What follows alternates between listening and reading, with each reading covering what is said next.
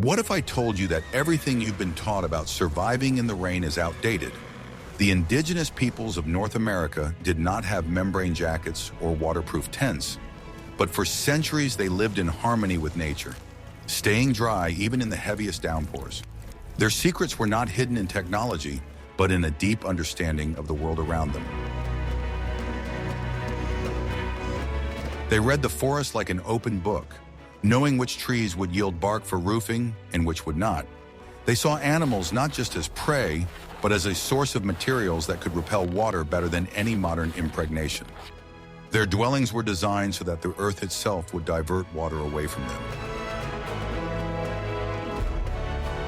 Watch this video to the end, and you will learn how simple fat in a piece of bark could replace an entire arsenal of modern tourist equipment, and why their methods still surpass many technologies today.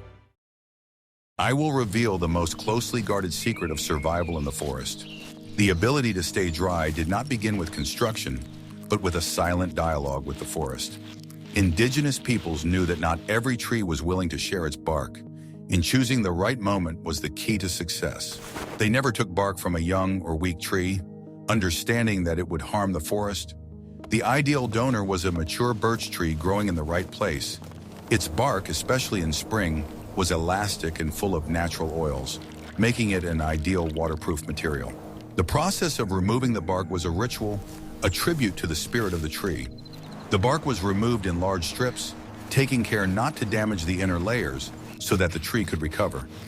It was not just a matter of obtaining a resource, but an act of cooperation with nature. These layers of birch bark were used as shingles for wigwams and the roofs of longhouses.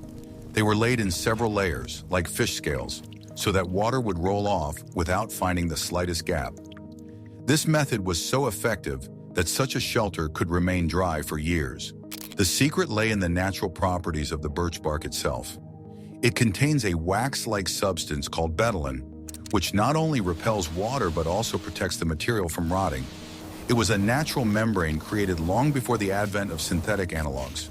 The flexibility of birch bark allowed roofs of any shape to be created, from conical wigwams to the long gabled roofs of Iroquois houses.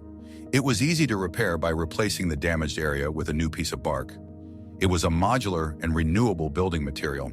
In addition to birch, elm, or thuja bark was used in different regions.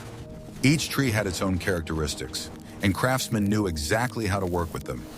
This knowledge was passed down from generation to generation as a great treasure. Modern technologies strive to imitate these natural solutions. Multilayer membranes and water-repellent coatings are just an attempt to recreate what birch does perfectly. Nature had already created the perfect material. We just had to learn how to use it. This approach demonstrates a fundamental difference in worldview. Instead of creating artificial protection from nature, indigenous peoples integrated natural elements into their lives. They did not fight the elements, but became part of them. I'm very interested to hear your point of view. What do you think about this deep, respectful attitude toward natural resources compared to the modern consumerist approach? Write about it in the comments. Want to learn a secret that will change your perception of architecture? At first glance, the Tipi of the Great Plains tribe seems like a simple structure. However, its conical shape is the result of centuries of engineering thought, perfectly adapted to combat rain and wind. Unlike a square structure, a cone has no flat surfaces on which water could accumulate. Raindrops falling on the sloping surface of the skins immediately rolled down. This ensured constant and effective drainage. The steep slope of the walls also played a key role. The angle of inclination was calculated so that water did not have time to seep through the seams between the sewn bison hides. The speed of rolling was higher than the speed of absorption. The aerodynamics of the cone made it incredibly resistant to the strong winds that often accompany rainstorms on the plains. The wind flowed around the teepee without putting too much pressure on the structure. This kept the covering from blowing off and the frame from getting loose. In the very center of the dwelling, directly under the smoke hole, was the hearth. The warm air constantly rising upward created a slight draft. This helped to dry any drops that might still get inside. In addition, the smoke from the fire impregnated the skins, making them more water-resistant. Particles of soot and resin filled the pores in the skin, creating an additional barrier to moisture. This was a natural smoking process that preserved and protected the covering. The skins used for covering the teepee were carefully processed and sewn together. The women of the tribe used bone awls and animal sinew to create tight, almost airtight seams. Each stitch was made with an understanding of how the material would behave in the rain. At the base of the teepee, the skins could be lifted slightly for ventilation or pressed tightly to the ground with stones during a downpour. This simple adjustment system allowed the microclimate inside the dwelling to be controlled. It protected not only from rain from above, but also from water flowing from below. The simplicity and mobility of the teepee were not a sign of primitiveness. On the contrary, it was the highest manifestation of functional design, where every detail had its purpose. There was nothing superfluous in this design, only time-tested solutions. This ingenious simplicity allowed people to survive in harsh conditions where the weather could change in a matter of minutes. Do you think that complex technological solutions are always better than simple and elegant ones that have been proven over centuries? In the next chapter, we will reveal the secret of almost invisible waterproof materials that could be carried with you.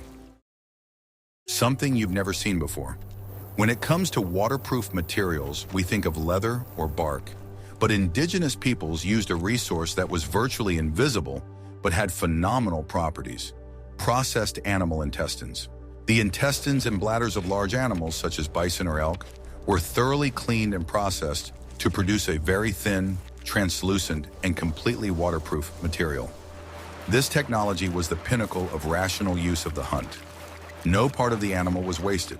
The process was laborious and required great skill. The intestines were cut lengthwise, cleaned of contents and fat, and then stretched on special frames for drying. The result was long, parchment-like strips. These strips were sewn together with the finest tendons to create large sheets. This material was used to make lightweight waterproof capes, bags for storing dry items, or even temporary windows for shelters. It was much lighter and more elastic than leather. Worn over regular clothing, such a cape was barely noticeable on the body, but it provided complete protection from even the heaviest downpour.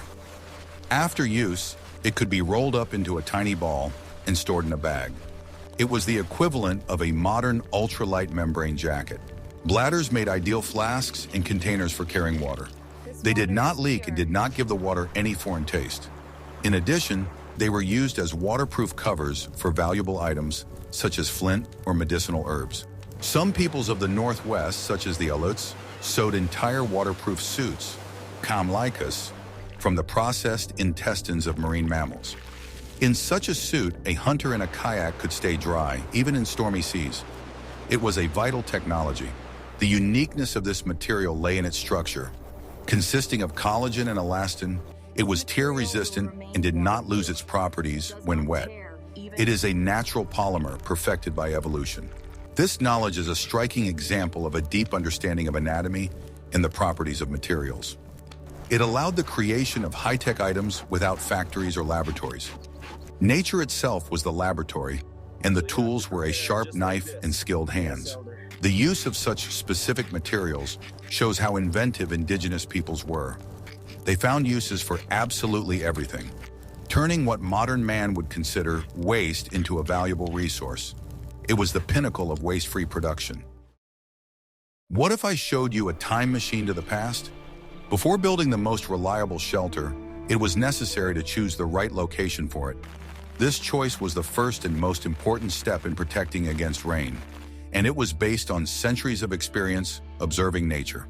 No experienced person would ever build their home in a low-lying area or in the bed of a dry creek.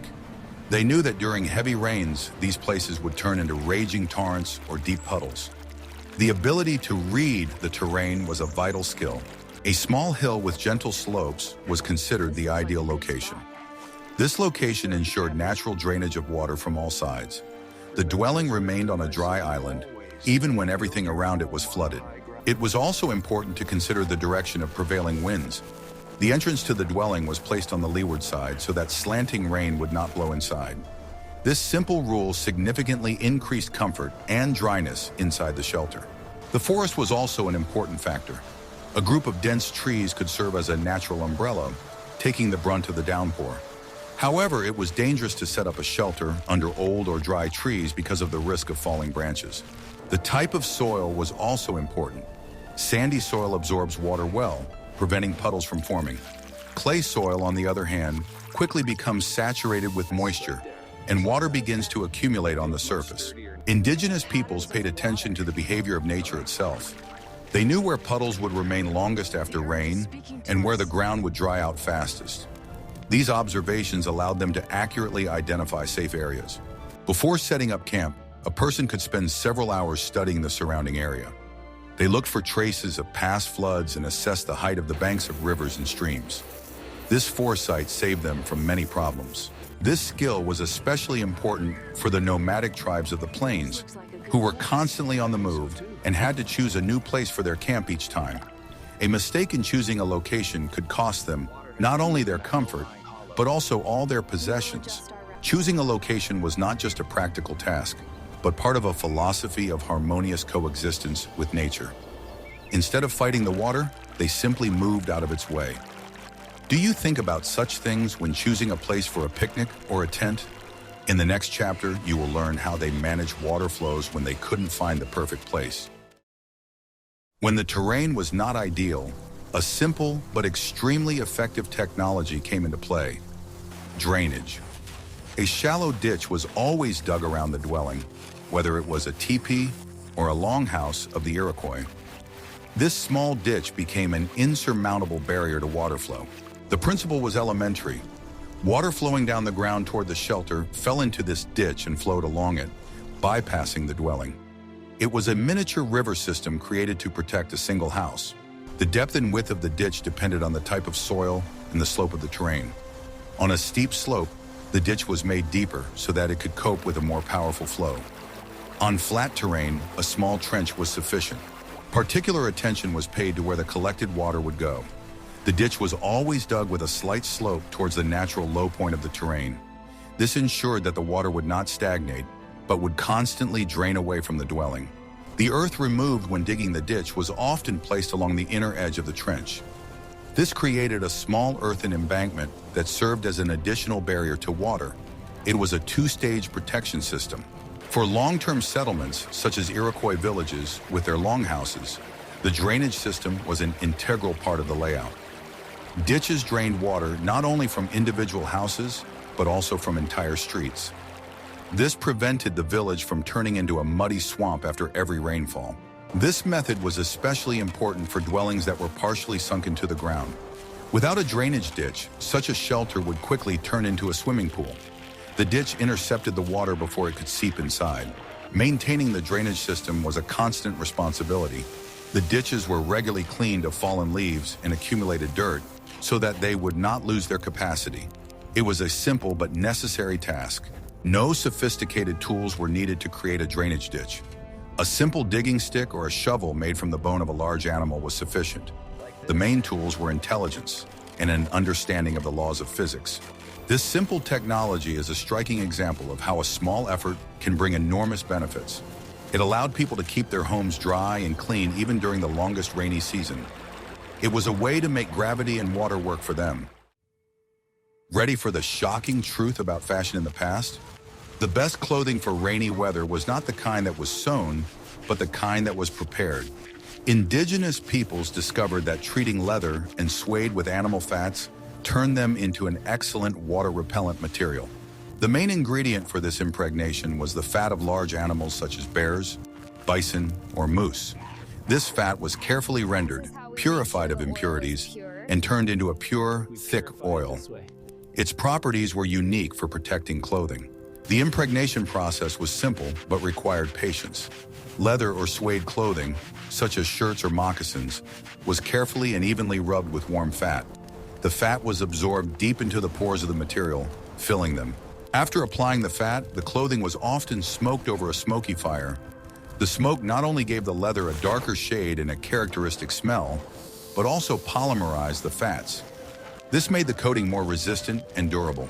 As a result of this treatment, the leather became not only waterproof, but also softer and more elastic. It did not stiffen in the cold and did not crack over time. It was a comprehensive care that prolonged the life of the items. The fat impregnation created a very thin film on the surface of the material, which caused water droplets to roll off without being absorbed. The effect was similar to that of modern wax impregnations for fabric. Only the components were completely natural. Such clothing was indispensable for hunters and warriors who had to spend a lot of time outdoors in all weather conditions. It allowed them to stay warm and mobile without getting wet or weighed down by water. It was a matter of survival. In addition to fat, other substances were also used, such as beaver castoreum or bone marrow.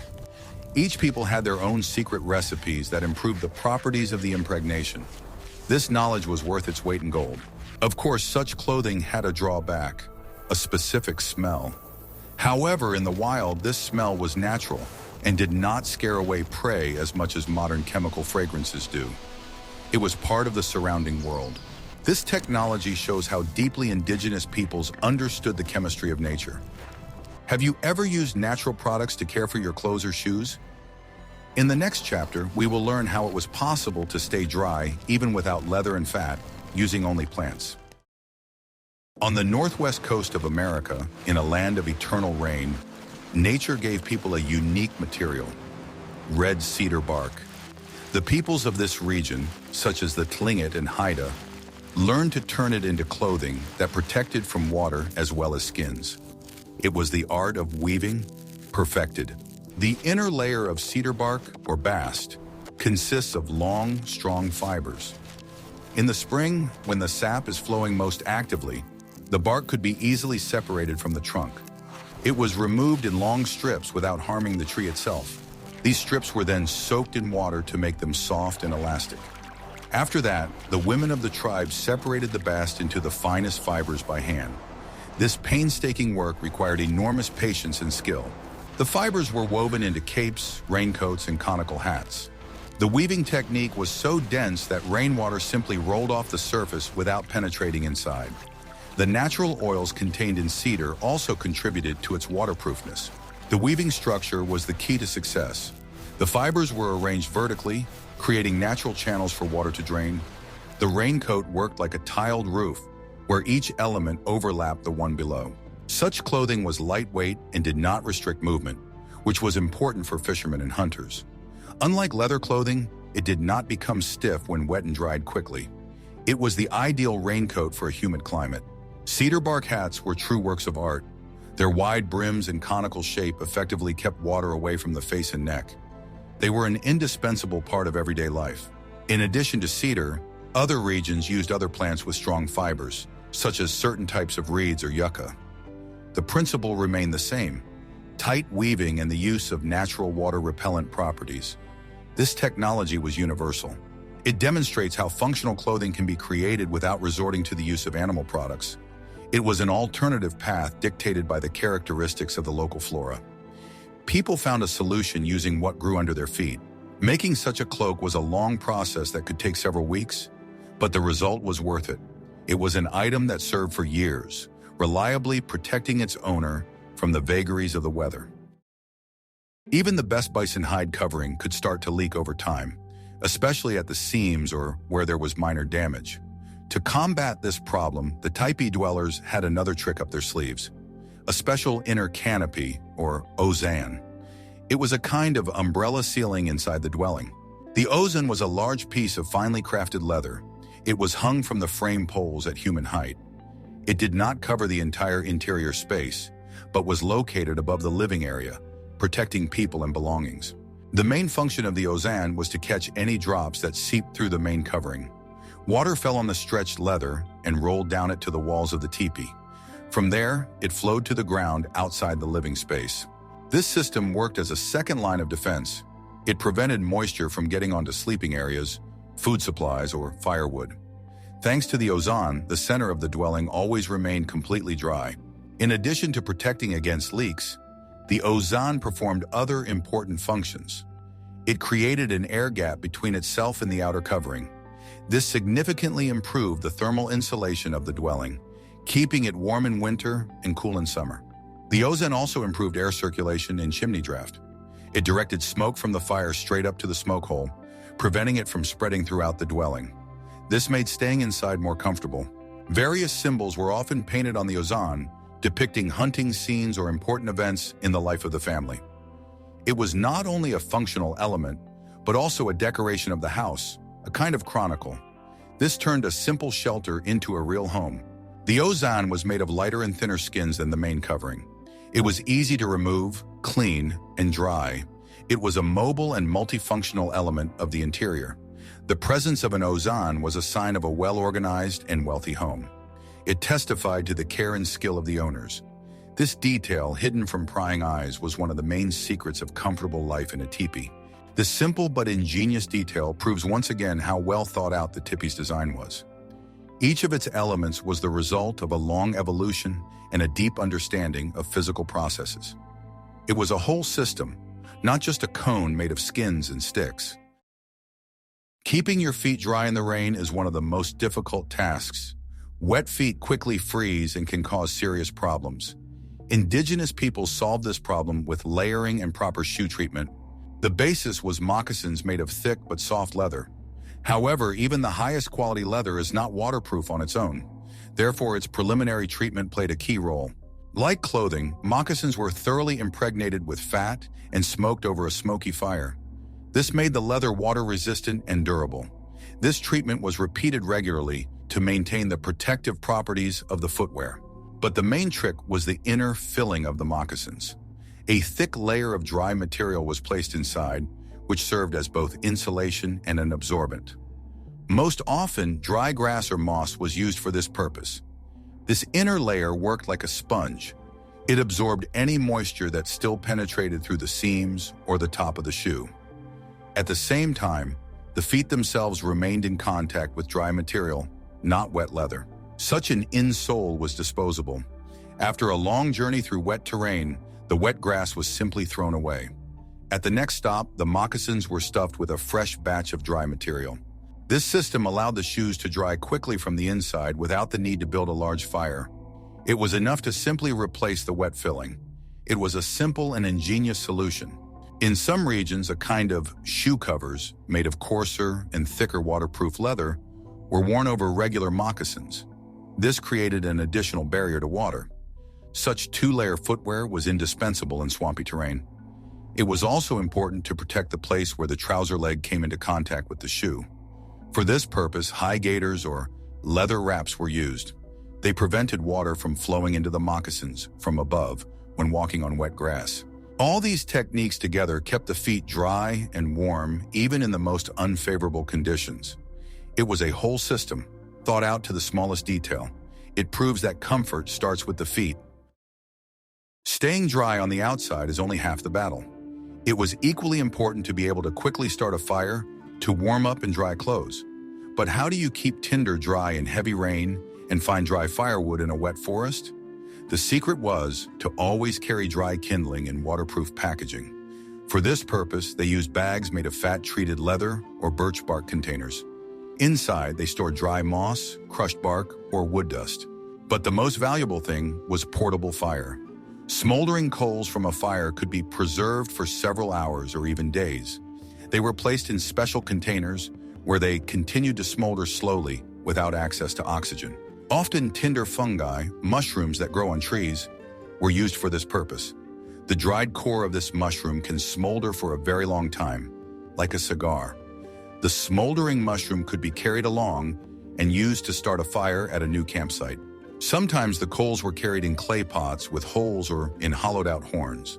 The main thing was to ensure limited air access so that the coals did not go out, but also did not burn too quickly. This made it possible not to waste time obtaining fire by friction. Finding dry firewood in a wet forest is also an art. Indigenous peoples knew that the dead lower branches of coniferous trees remain dry even in heavy rain.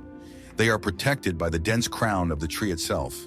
They also looked for dead wood standing upright. Water runs down such a trunk and the core remains dry. It was enough to cut down such a tree and split it to get to the dry wood.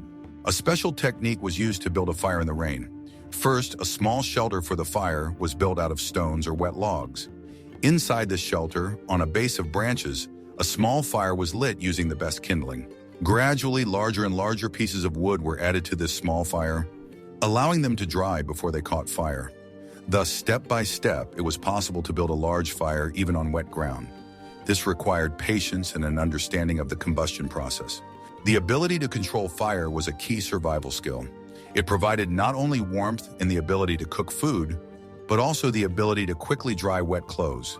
Fire was the heart of the camp and the main source of comfort. We have looked at 10 unique methods that allowed the indigenous peoples of America to stay dry and comfortable in conditions that would seem extreme to us. From birch bark roofs and drainage systems to cedar clothing and fat-based waterproofing, each solution was ingenious in its simplicity and effectiveness. This knowledge was not just a set of life hacks, but part of a holistic philosophy of living in harmony with nature. They did not try to defeat the elements, but use their laws to their advantage. A deep understanding of the properties of materials, attention to detail, and respect for the surrounding world allowed them to create perfect survival technologies. This experience reminds us that many answers to modern challenges have long existed in nature. What other topics related to the daily life and skills of indigenous peoples would you like to see on our channel? Share your ideas in the comments. And don't forget to subscribe so you don't miss out on new amazing stories from the past.